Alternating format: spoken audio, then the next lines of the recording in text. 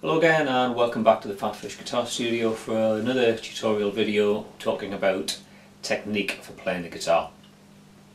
And in this video I want to talk about technique for your picking hand. Specifically what we call picking dynamics, ways you can affect the tone of what you're playing by the way that you use the pick. This is probably a little bit different to some other sort of picking exercises that you know. Because generally I think picking exercises tend to be about getting the right hand and the left hand, the picking hand, the fretting hand working together, and about building up speed. You know, a lot of picking exercises are about, you know, geared towards being a better shredder, really. Whereas this one is more about how you can put some tone, some feel into what you're doing. Now if you play with a regular pick, your picking position is generally probably somewhere around about here. You know, if you're playing a two pickup guitar, it's between the two pickups. That's quite a convenient place to play,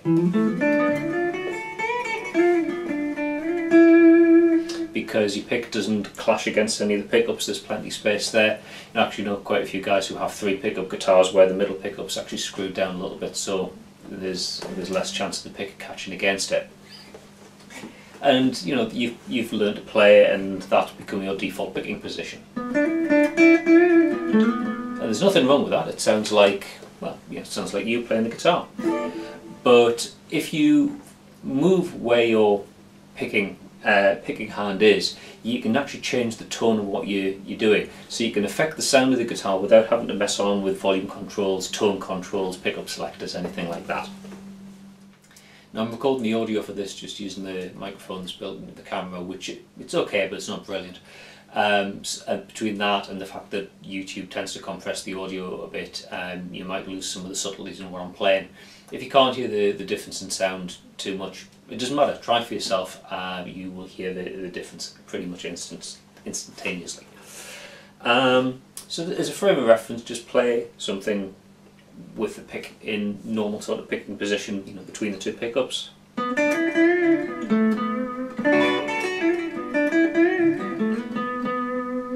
And now try moving the pick closer towards the neck. And you should be able to hear that. Sounds a bit darker, a bit more bassy, slightly more mellow sound. And conversely, you can try moving your pick closer towards the bridge, and the sound tightens up and gets a bit more brittle, a bit more trebly. And the real extreme, if you take a pick right next to the bridge saddles,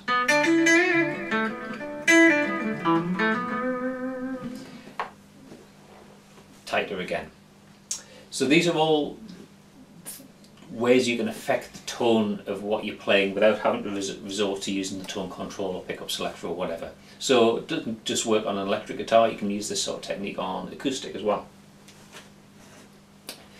Now the other thing I want to talk about is not where you pick, but how you pick, how hard you pluck the string with the pick. That has an effect on the sound. So there's sort of like the dynamics of how you play and affect the feeling of what you're playing. So again, you've got this way that you strike the strings is probably your default sort of amount of pressure that you exert against the strings with the pick. But if you think about, you know, can you pick harder? You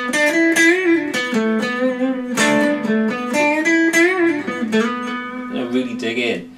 You know, the way I've got the amp set here, it's a fairly clean sound just on the brink of overdrive. It sounds perfectly clean when I play with my normal sort of picking action, but really dig in, strings vibrate more signal from the pickups into the amp, drives it a little bit more, and it starts to overdrive. Conversely, pick really gently.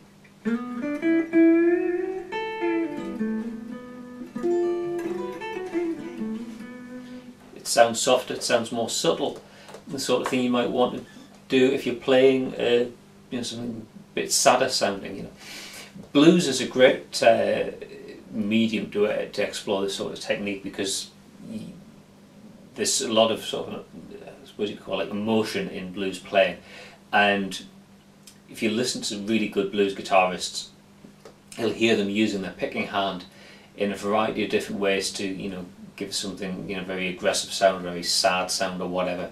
Yeah, great exponent of that is, you know, guitarist I've been thinking about quite a bit over the past week or so, B.B. King, who we've sadly just lost, but he had a really good picking technique. If you listen to his playing, there's times he really digs in, and other times he just plays a bit softer. It's all in the right hand, or the picking hand technique. And if you think about the guitarists that you listen to, and you know, think, what is it about the playing that it's effective? You probably find it's because they've got a wide range of sort of emotion and feel that they can put into the play. And another guitarist who I really admire for like his touch and his technique is David Gilmour. If you listen to him playing, he's got a whole variety of, a whole range of feel that he can put in, and a lot of it is just down to really good picking technique.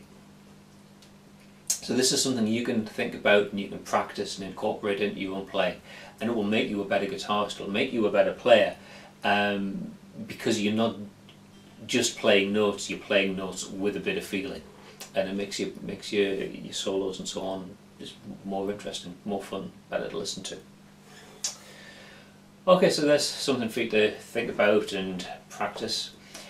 As always, thanks for watching. If you're not subscribed to the PhatPhish Guitar Studio channel on YouTube already, then please do click on the subscribe button down there. If you are subscribed, or if you're following on Facebook or whatever, thanks very much for your support, I really do appreciate it. Thanks for watching, and I'll see you in another video next time. Bye for now.